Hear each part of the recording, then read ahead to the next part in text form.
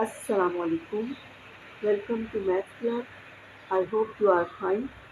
आज हम चैप्टर 1 की एक्सरसाइज 1.2 सॉल्व करेंगे। क्वेश्चन नंबर 1 में पूछा गया है कि write the base and exponent. आपने सिर्फ और सिर्फ बेस बतानी है और एक्सपोनेंट बताना है। पार्ट 1 है 3 की पावर 4। तो बेस आपको पता है 3 है और एक्सपोनेंट क्या है 4। एक्सपोनेंट को हम पावर भी कहते हैं। आपने पावर पढ़ा होगा 8 तक, लेकिन अब हम एक्सपोनेंट पढ़ेंगे। पार्ट 2 है 1/2 और एक्सपोनेंट 3। 1/2 बेस है, 3 जो है एक्सपोनेंट है। यहाँ पे -30 बेस है और 20 एक्सपोनेंट। सही है। क्वेश्चन 1 में सिर्फ यही पूछा गया था, बेस और एक्सपोनेंट। देखिए बच्चों, क्वेश्चन नंबर 2 में हमें आइडेंटिफाई करना है रेडिकेंड एंड इंडेक्स। ठीक है।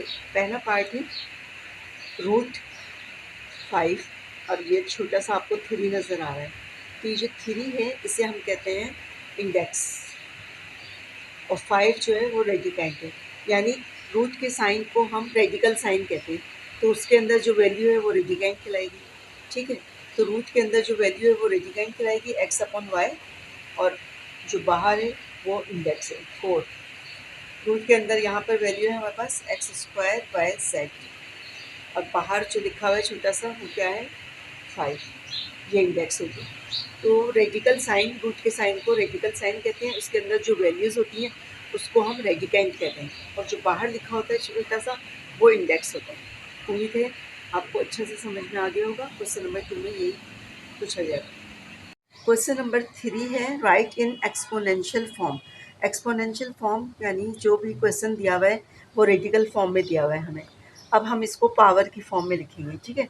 अब आप साइड पर देखिए, ये लिखा हुआ है एन रेडिकल साइन ए बराबर है ए और 1/n। तो यानी यहाँ पर इंडेक्स में जो भी नंबर होगा उसको आप 1/n में ले जाएंगे। ठीक है। तो ये हो गई हमारे पास एक्सपोनेंशियल फॉर्म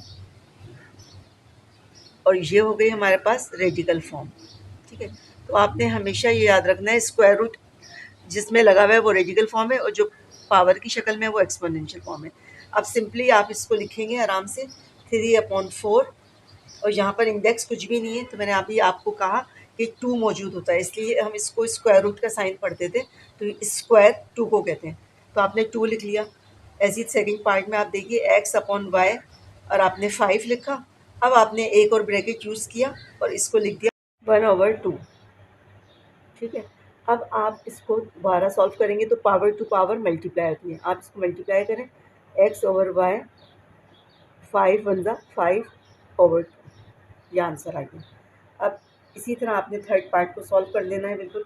y/x -5, यहाँ आपके पास इंडेक्स दिया हुआ है 3, ये आएगा 1/3।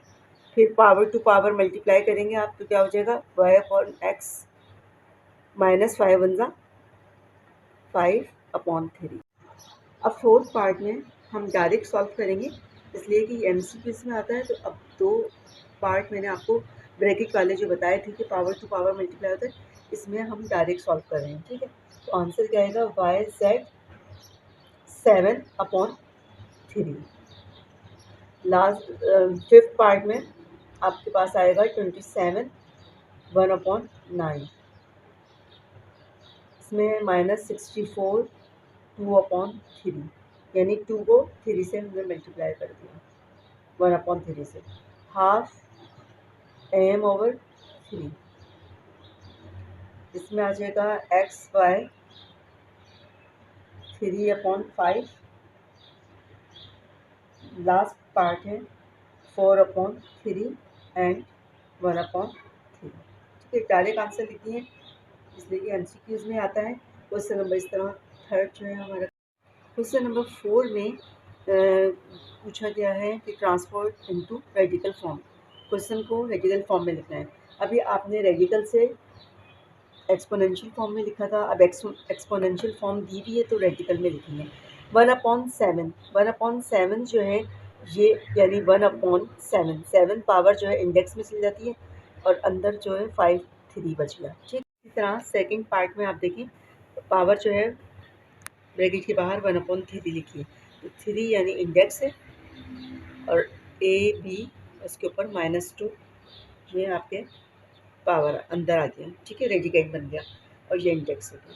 अब लास्ट थर्ड पार्ट में हम देख रहे हैं कि 5/7 हमने लिखा, 3 लिखा, इसके साथ हमने 5 को ऊपर वाली पावर जो है वो इसके साथ ही हमने रहने दी और इसको 1/7 की फॉर्म में हमने लिख दिया, ठीक है, ताकि 1/7 1 के साथ जो पावर होती है वो इंडेक्स बन जाती है।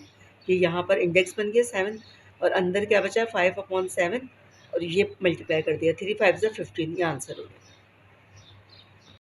फोर्थ पार्ट को हम इस तरह लिख सकते हैं, B/A, ऊपर वाली पावर को आप अलग कर दें और नीचे वाली पावर को 1/2 यानी अलग कर दें।